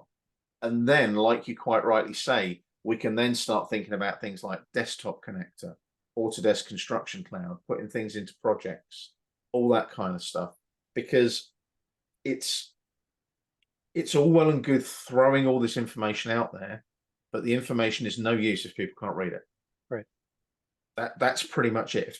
And one of my goals when I was a CAD manager was nothing left my CAD department if it wasn't right. And woe betide anybody. I had one agency guy who used to always put his title blocks in model space and scale in the model space to make everything work, instead of doing it the traditional way with the, you know, the paper space, the title block, the viewport, etc. Yeah. And I always remember 3 of his drawings went out to a client on a job. In fact, no, it wasn't the client, it was the steelwork fabricator. And that's even worse. yeah, well, the thing they're gonna was, fabricate her, yeah, but the steelwork fabricator CAD manager had worked for me in the company before he went to the steelwork company. Gotcha. So I got a phone call saying, you know, what the hell is going on with these drawings? Why have I not got anything in paper space and it's all in model space? I can't work like this. And I knew exactly who'd done the drawings. And I just sat the guy down and said, look, you know, you are the square peg in the round hole right now. And I don't mean that in a bad way, because the one good thing about him was he was quick. He could generate drawings, you know, in a heartbeat. And I didn't want to lose that skill, that ability. So I said, look, do you understand how paper space, viewports, etc. works? And he said, well, sort of yes, sort of no. I didn't use that in my last job, but some people did. But we did it all in model space in my last job. I said, well, look, do you want to sit with me for a couple of lunch times? I'll show you how it works, and then you're prepared to work the same way as everybody else. And I just said, look, I don't want to lose you. You're one of the fastest draftees we've got. And you're great. When we're in a tight spot, because you can crank out the drawings really quickly. So 2 lunchtimes later, he's using paper space, title blocks, viewports, and that's all it takes. And I think as well, learning from your peers is really important, which is why I think things like Augie are so important. Everybody that writes for Augie is in the industry. We're not getting these, thought police coming in saying you should do it this way. These are people that have worked in industry and know the pain points, know the issues that we have. Autodesk University, great place to meet up. And yeah, I've sat in rooms and bars with people where we've ranted about Autodesk for hours. But the lovely thing about that is we're sitting there and we're discussing something, and somebody somewhere will relate that back to the right person and things will change. And that's one of the things I love about being an expert elite, is someone will come to me and say, why isn't AutoCAD able to do that? And I'll say, well, weirdly enough, I know the people that might be able to change that. So I will talk to the AutoCAD development guys, the AutoCAD product managers, and say, well, look, why isn't that in AutoCAD? It should be. Yeah. And one of the things that happened, which I know Frank did an article on recently, is all about the Lisp routines coming into AutoCAD LT. I mean, okay, you can't run all of the Lisp effectiveness in LT. Yeah. That would completely negate having, the full functionality of things like Auto Lisp in the full AutoCAD. But what it does is it ties things together. AutoCAD and LT are like that. Yeah. When I was running a CAD department, we had 4 full licenses of AutoCAD, 25 licenses of AutoCAD LT, because the 25 LT licenses were there for editing, revisions, and so on. The power users had the big AutoCAD because they needed all the technology to actually design. Yeah. The other guys on the LT were doing, in essence, what I used to do on a drawing board before I went onto AutoCAD, which was drafting, tidying up drawings, revising drawings. And the Lisp routines, from a CAD manager perspective, if you've got a load of Lisp routines that work specifically in a certain way for a certain function within your organization, you can now roll those out to everybody. So everybody's got that benefit. You don't have to have an LT user going to a full AutoCAD user to say, oh, can you do this on this drawing for me because you've got Lisp and I haven't. So it's a good idea from Autodesk. It's a good step to take. I mean, there's always going to be that difference between LT and full AutoCAD, understandably. But it's, again, I mean, I'm looking at the way AutoCAD is developing right now. There's a lot of machine learning stuff going on in the background. And the latest version of AutoCAD, you've got things like with blocks, you've got block placement and block replacement. So when you're placing a block in a drawing now, if you've placed that block previously in the drawing, it'll kind of say, oh, do you want the block in this orientation? Do you want it in this orientation? That's sweet. You don't have to rotate it anymore. It just kind of moves around where you're trying to place it. And the block replacement tool is marvelous. Love it. It's great. It's really clever because you can just say, oh, I want to replace this block. And it's like, okay, well, which block do you want to replace it with? And it will go and look at the blocks in the drawing or elsewhere and just say, oh, I'll have that one. And it just, it's stuff like that when I first started using AutoCAD and blocks and stuff. I mean, I love blocks, trust me. Blocks, dynamic blocks, I could talk about those for days. But, I mean, blocks for me, I mean, the name of the company is CAD FM Consultants for a reason. I worked a lot in facilities management. So blocks for me are chairs, desks, meeting rooms, conference tables, TVs, telephones, lights. And all of that, I used to work with a company, a consultancy and an ATC that used to literally create block libraries for big organizations. So one of the jobs I worked on that was obviously Saab, the company that they make aircraft, cars, etc. SAAB, based over in Sweden. And they had a really weird office that had a curve. and I had to develop an entire group of desk blocks because the desks were literally bespoke and they were all going to fit along the curve. So I Nice. had to literally take a cord out of an arc, and that was the back face of the desk. Oh, wow. And it was like, oh man, this is going to take forever. And then I thought to myself, well, no, it's not, because what you do is you number the blocks going along the curve. You have setting out points that are numbered. Use the node snap, for example, and you just make sure that each block tallies up to each node number. Yeah. And then you know that every time you place one of those, it's in the right place. And that's the kind of technology where you're thinking out of the box a little bit, maybe. But that's where, like you say, that housekeeping, that base foundation, that base framework is so important. And it has to be done, and anybody that says otherwise, well, bite me, basically. I get where you're coming from. It's hard, and it's really hard because a lot of those people that do say that aren't um, aren't CAD professionals, right? I don't want to take away from engineers, professional engineers, EITs who want to become engineers.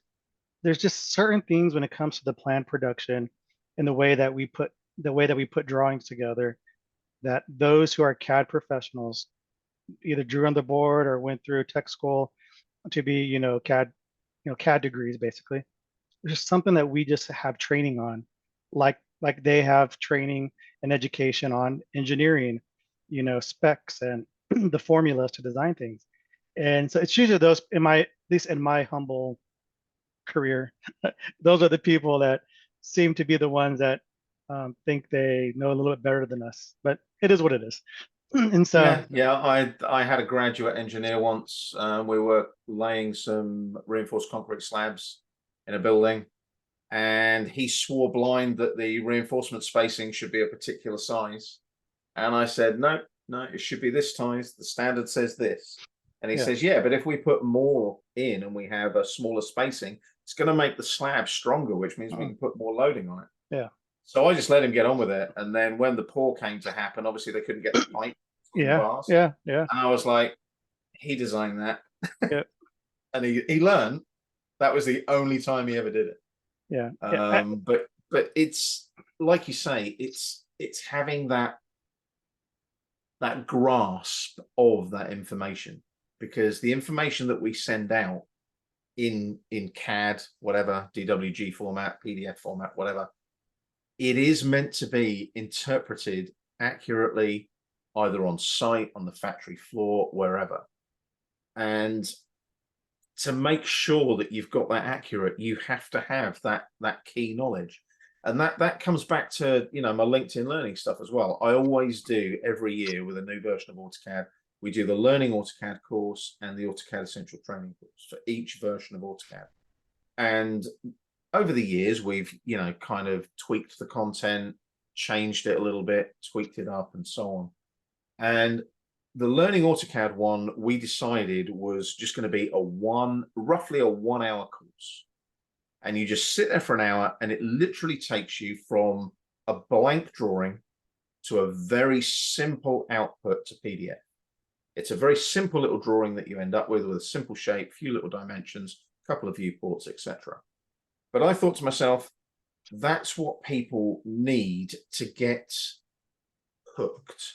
Yeah. And then you go and do the 8-hour AutoCAD Essential Training course, and you learn all the dive deeper. You learn all about the blocks, dynamic blocks, XREFs, all that kind of stuff.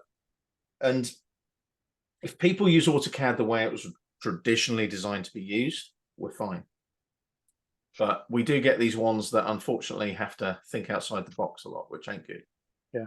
But that's where things like, the Autodesk Certified Professional is a great benchmark. I was one of the first guinea pigs on that when it was first invented way back when. I remember I was in Kissimmee in Florida the week before AU, and I had to take my AutoCAD exam. That was way back. That was just as they introduced it, and because we were guinea pigs, we got the qualification back then. I think we had, what was it? You had AutoCAD Associate, and I think it was AutoCAD Expert, they originally called it. So I did the expert exam, And that was basically the test bed that started certification way back when. And the idea was, over time, I mean, I now luckily work on the exam content with Autodesk as well, with Karen and the team and so on. And it's been fun because we're starting to see that the taxonomy of all this stuff, we've got to make sure that you've got to make sure that the question is phrased correctly. You've got to make Mm, sure that the answer works as well, because that's one of the things that's really weird, right? When you're creating an exam, yeah. you can have multi-choice answers, but you've got to make sure that each of those multi-choice answers is a possible candidate for the right answer. Because if you've got that glaring, oh yeah, it's answer A, it's got to be because nothing else works, or you're lying and it doesn't do that either. You know, Yeah. you can't have three answers where it's like, nah, that isn't in AutoCAD. So it writing those questions and getting the flow of those questions just so is a discipline in itself. And you know, Autodesk have a group of people that say, oh, it's got to be worded this way, and they study all of that, you know, Bloom's taxonomy and all that kind of stuff, because there are different learning styles. There are Right. people approach exams in a very different way. I'm one of the people, if I take an exam, I go through it and answer all the questions I know I can answer straight away. I then go back to the beginning and start working through the questions I wasn't sure of. And yeah, I'll admit it. There's questions on the ACP exam that there was one question last time I took it, and I was like, nah, I can't answer that one. I haven't got a clue.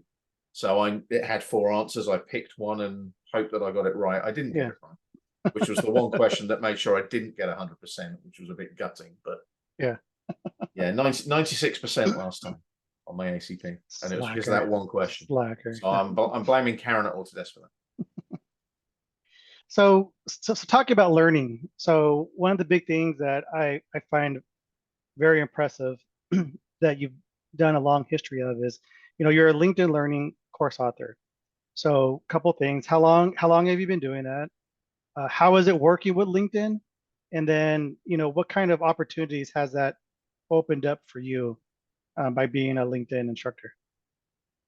I started doing it, weirdly enough, in 2015. And I was the first, this is when it was lynda.com. It wasn't LinkedIn Learning at that point.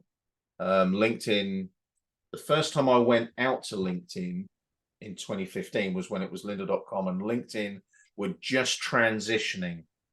They just arrived and, were transitioning it to LinkedIn Learning. And weirdly enough, my content manager then was a lovely lady called Linda Selheim. She is now retired, bless her. She's one of the most wonderful ladies I've met. She's about 4 foot nothing, but my word, just an absolute firebrand, absolute powerhouse. And she was ex Autodesk, and I met her at an Autodesk event back in 2011, a thing called World Skills, which was held in London. And I was one of the Autodesk experts on the Autodesk booth, and we were all like learning people. So Linda was responsible for all of the curriculum and learning content for media and entertainment back then for Autodesk. We got chatting, and lo and behold, she moved over to lynda.com, and I got this phone call just kind of saying, oh, do you want to come out to California for a week? And it was like, yeah, okay. And basically I did one course, which was, if I remember rightly, it was a dynamic blocks course I did for just AutoCAD dynamic blocks, simple little course. That was the first one I ever did, because they only had, if I remember rightly, they only had a dynamic blocks for AutoCAD for Mac, weirdly enough, and they needed one for AutoCAD for Windows. So I did that, and I then we started talking about, look, we need a learning AutoCAD course, we need an essential training course, we need a plotting course, everything, document management course, all this kind of stuff. So we started generating this list of courses that we wanted. And over time, I mean, I've now got, I think it's an insane number of courses in the LinkedIn Learning, something like 70 courses. I Wow, think I've got crazy. running in there right now. Some of them are repeats. So you Yeah. might have AutoCAD Essential for like AutoCAD 2021, and you've also got AutoCAD Essential for 2024 and so on. Yeah. But a lot of them are individual deep dives into a particular aspect.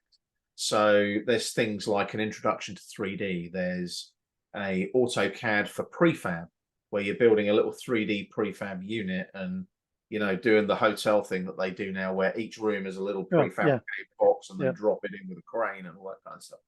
I've also got some of the tool sets there. I've got AutoCAD Electrical, AutoCAD Mechanical, AutoCAD Architecture out there, and so on.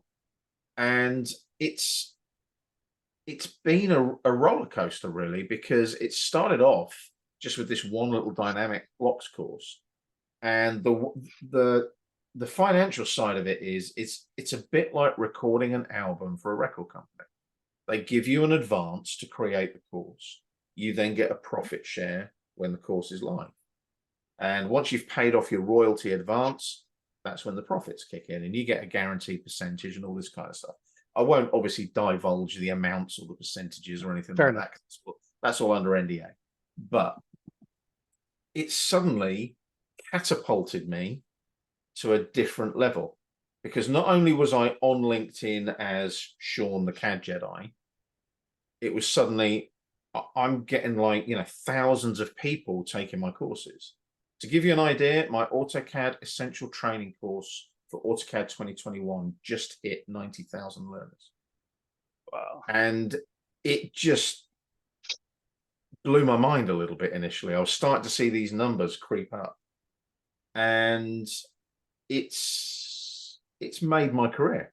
I'm not joking. I've got a lot to thank Linda Selheim especially for, because she got me that gig in the first place. But it led to other things like working with Dell. I'm a what they call a Dell Inside Circle member, because I work with Dell. I work with AMD as well. I do a lot of stuff with AMD. In fact, there's an interview with AMD on the AMD website talking about CAD/FM consultants and using the AMD graphics cards to work with things like, you know, Revit and Twinmotion and Unreal Engine and stuff. And that's another side of it as well. You know, you've got the gamification of the AEC industry. Yeah. Love Yeah, that. you know, so you build your Revit model and then you do a fantastic architectural visualization using something like Unreal Engine or Unity, or you drop your Revit model into Twinmotion and you can do a lovely video of it snowing around your building and all this crazy stuff. It's incredible stuff. Twinmotion is mind blowing. I remember when it first came out, and I kind of looked at it, and they had this like demo video, and I'm like, am I actually watching a movie here or not? You know, it was that realistic. Yeah, for sure. And again, it's all about the visual. A picture paints 1,000 words. You can hand somebody a flat 2D drawing, and someone like a builder or a steel fabricator, that's their lifeblood. That drawing is all they need to see to do what they do. But if you've got a client who wants a $2 million mansion in Beverly Hills or whatever, well, I take that back, $20 million mansion in Beverly Hills, it'll probably be about that much. But they're going to want to walk through it. Yep. They're not going to want to see a 2D drawing that says, oh, that door is like 1,000 millimeters from that window. They're not worried about that. They just want to see it. And that's where I think everything has moved forward so much. We've got this ability now to take real life information into the CAD and BIM world and design, but then we've also got the ability now to output it in a way that people are almost like watching a movie of it. And we've now got things like VR, AR, all that kind of stuff kicking in as well. I mean, some of the augmented reality stuff that's kicking in right now is absolutely insane. Correct. Never seen anything quite like it. I was at AU, I think it was 2018, when they did the French thing with the Eiffel Tower. They're redoing all the Trocadero and all the area around there. And I got invited to the party for where they launched it all. And they had the headsets, the VR headsets. And I'm not kidding, you could just wander around and wander up the Eiffel Tower and stuff, and change the time of day. So you're looking out over Paris at nighttime from the top of the Eiffel Tower. I'm thinking, this is mad. But you could see how it's going to totally revolutionize how we design. Right. That's the thing. We're not in that little room where we've got the tape measure and we're having to measure the door opening and stuff anymore. Yeah. Right. You know, and we talk about AI and everything else. I mean, somebody certainly opened Pandora's box at some point, because the cat is most definitely out of the bag now. Yeah, for sure. So let me ask you this. So and I have a couple questions that probably get to expand on that. So before we get to those, so you obviously you've been around Autodesk for a very long time, Autodesk University. So with your long history with Autodesk and Autodesk University, how has that, you know, what do you like about all of that? And what do you wish they did better? And maybe what's your favorite thing to teach on? 3 words: it's Vegas, baby. No, I'm kidding. I have to say, my my first AU was 2006. I was one of only 2 experts on an Autodesk product called FM Desktop way back when. And it was going to be a competitor to the likes of things like Maximo, Archibus, and so on. And Autodesk said to me, "Oh, you know this product, and I ended up doing 4 classes for my first AU, which was just like That's crazy. insanity. Yeah. Baptism of fire was an understatement. I can remember Matt Murphy saying to me, "If you need anything, you let me know," because they realized that I was a newbie, and it was like, oh my goodness. So I had 3 classes, and I was on a panel as well. And Michelle came with me, my wife. Well, she wasn't my wife then. Actually, she was my fiance then. She came out with me, and then I did 2007 around FM Desktop again. 2008 again was FM Desktop. Where me and Michelle actually got married in Nevada. Oh, We got wow. married at that. We came out to Vegas a couple of days early, and we went to the Valley of Fire just north of Vegas. We got married out there. Didn't tell anyone. Second time around for both of us. We kind of eloped. Yeah. Literally $95 for the marriage license, $600 all in for the wedding, and that was it. Done. And then we told everybody in the UK when we got back. But the funniest thing about AU, that particular AU, was that was when Lynn Allen was still working for Autodesk. And I mentioned to Lynn that we were getting married in, Nevada and everything and so on. And she said, "Oh, send me some pictures, when you get married." So I sent her some pictures. You have the AU party. Oh, yeah. Well, that year, 2008, we had those great big screens hanging from the ceilings for That was, the hackathons and stuff and everything, yeah. and the competitions. Our wedding pictures appeared on the big screens at the party. Uh, We got dragged up on stage. We got yeah. interviewed by Lynn about, "Oh, what made you think about getting married out here and stuff." That's kind of cool. And it was fun, lots of fun. We've got lots of really good memories of that particular AU. But that's on a personal level. On a sort of Autodesk level, AU for me um, is just it's not just an event for me. One of the things that I've discovered with AU is it's great for connecting with people. The networking is amazing. It always is. It's great fun for that. But also, it's one of my friends actually, David Butts. He calls it the running of the nerds. Yep. AU is the running of the nerds, Correct. or the running of the geeks, whichever way you want to call it. Yeah. Because I can always remember my first AU, 2006. You've got that big concourse, haven't you, where Yep. the registration hub is. And I can remember on the Sunday, there's just this massive group of people just rushing down to this registration hall and getting registered for AU.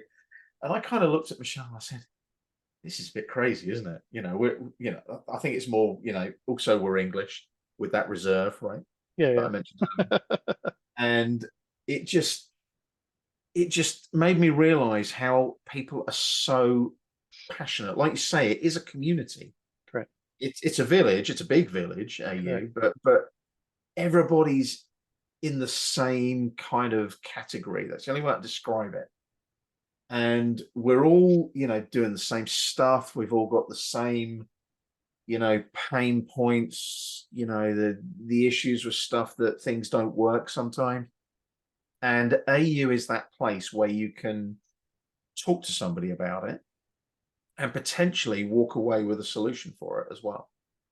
But also, I love the fact, I'm really pleased it's back in Vegas this year. Timing wise, not fantastic because as of the Thursday of AU, Formula One kicks in. Correct. Like, got the road race and everything, which for me is great because I'm an absolute petrol head and I love Formula One. You know, the fact that I might bump into a few Formula One drivers in the hotel is Yeah. marvelous. You know, there's a couple of drivers I would love to meet if I ever got the opportunity. Um, but you know, Vegas is I love Vegas not because it's like the party capital of the world. I love Vegas because it has that kind of vibrancy. It's one of those places where, yeah, you can go out and pretty much do whatever you want in the evenings. It's got absolutely everything. But what I love about it is it just has that. I think I'm going back to like the Rat Pack and Frank Sinatra and Dean Martin. It's just got that kind of lovely kind of vibe to it. And a Yeah. load of people that they get, oh no, not Vegas again. And I'm thinking, I kind of like Vegas. It has Yeah. a quality that works. Yeah. And the thing for me that I will always stress to anybody that goes to Vegas: lip balm, water, humidifier in your room Yeah. every time. That's all I can say. Yeah. Basically, it's quite funny. Whenever I check in, either the Venetian or the Palazzo, I say, "Can I have a humidifier in my room?" And I can always guarantee that they'll go, "Oh, we don't do that, sir." And it's like, okay, talk to Sydney at Autodesk. She'll let you know who I am. Get me a humidifier. Yeah. 10 minutes later, oh yeah, there'll be a humidifier in your room. That's awesome. Um, but you know, it's the thing is, I mean, it's so dry. You know, you are in the middle of a desert at the end of the day. Yep. But it's just a unique location. That's why, you know, New Orleans for me just didn't have the same feel. Yeah. It really didn't have the same feel for me. Vegas is one of those places where I think I don't know. I found New Orleans a bit alien and just not quite what I was expecting. Yep. And I won't Agreed. go into Agreed. detail on that because there was a lot of contentious stuff Yeah. about New Orleans. Great. You Yeah. know, and We'll leave that for when I have Neil Cross on yeah, the yeah. podcast. Neil's video was like, oh, yeah. Anyway, I love Neil so to bits, but you know, yeah, he's coming on. We're trying to schedule that as well. So I know we've gone way over here, and a couple more questions if you have a little more time here. yeah, go So for I it. It's know fine. we've talked a lot about different things, but really is, what are your thoughts on the future of CAD? It's not going away. CAD is never going to go away. I mean, CAD in its infancy was basically a drawing board on a computer. That's what AutoCAD was all about. CAD stands for computer aided design. So we have the computers, they aid us, the humans, to design. So CAD is not going away. The medium in which we operate CAD, the methodologies that we use are going to change. There's just no two ways about that. We talked about it. That's the way technology's going, the AI and so on.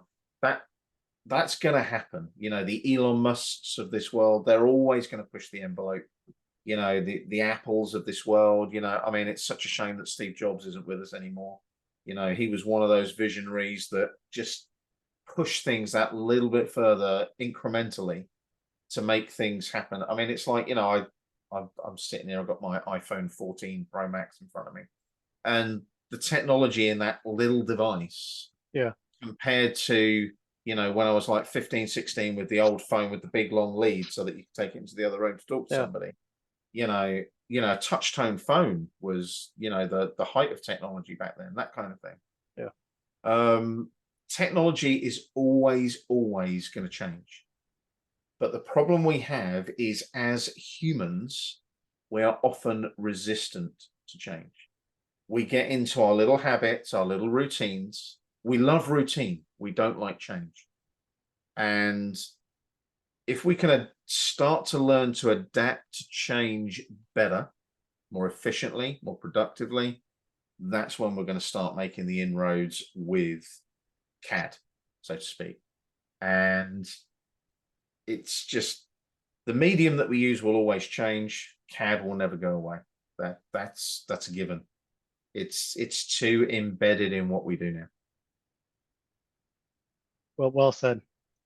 Where can the Augie World, the podcast audience, follow you on your journey? Oh wow. Well, you've got me on LinkedIn. That's easy. Just look up Shaun Bryant on LinkedIn. You'll find me. I think I'm Shaun Cad Jedi Bryant on LinkedIn. And obviously I've got my Not Just Cad blog and brand. So you can find the website at cadfmconsult.com, and the blog is obviously on there as well. But if one of the things that made me laugh was my daughter spoke to me recently. And I mentioned the Not Just Cad brand, and she put it into Google and she said, "Oh, Dad, it comes top." Like this, yeah, because nobody else has got a name like Not Just Cad, obviously. So if you type in Not Just Cad, all three, don't obviously make sure you've got the spaces. You'll find all the Not Just Cad stuff. I've got a Not Just Cad newsletter on LinkedIn. There's the Not Just Cad blog. Not Just Cad is also on Twitter, Instagram as well. So you'll find me there. And on Facebook, again, Shaun Cad Jedi Bryant. And there's also a CAD FM Consultants page on both LinkedIn and Facebook, I think, as well. But yeah, I've tried to cover most medias out there. Funnily enough, I've just jumped on Threads as well, the new one. Nice. Okay, yeah. Zuckerberg's new one. So you've got a Not Just Cad on Threads and a Shaun Bryant on Threads as well. Yeah, it's great. It's crazy the things I got to keep up with. Oh, it's honestly, I was joking with Michelle the other night saying I need a virtual PA just to do my social media nowadays. Yeah, for sure. It's like, oh, I've got to put it on that one and that one and that one and that one. So I need to start that. There are aggregators out there. There used to be a thing called Hootsuite. Yep. That you used to be able to tie everything together. I don't know if it still exists, but yeah, it does. It's something I'm going to have to look into, I think, because we just seem to keep getting all of these social media platforms that we need to get onto. For sure. Before we say goodbye, any parting words, thoughts, advice to the Augie community? Yeah, it's real simple. If you're at the top of that cliff and you're really not sure whether you should jump or not into something new to learn something new, take the jump. Don't be afraid of it. One of the things that I've learned over the years is the software is getting more and more robust. The software will just turn around and laugh at you if you get it wrong, basically.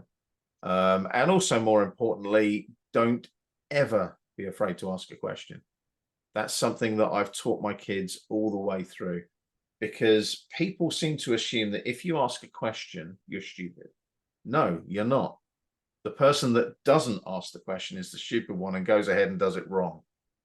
So don't ever be afraid to ask a question. That's one of the things that I stress in every course I teach. If you've got a question, ask me.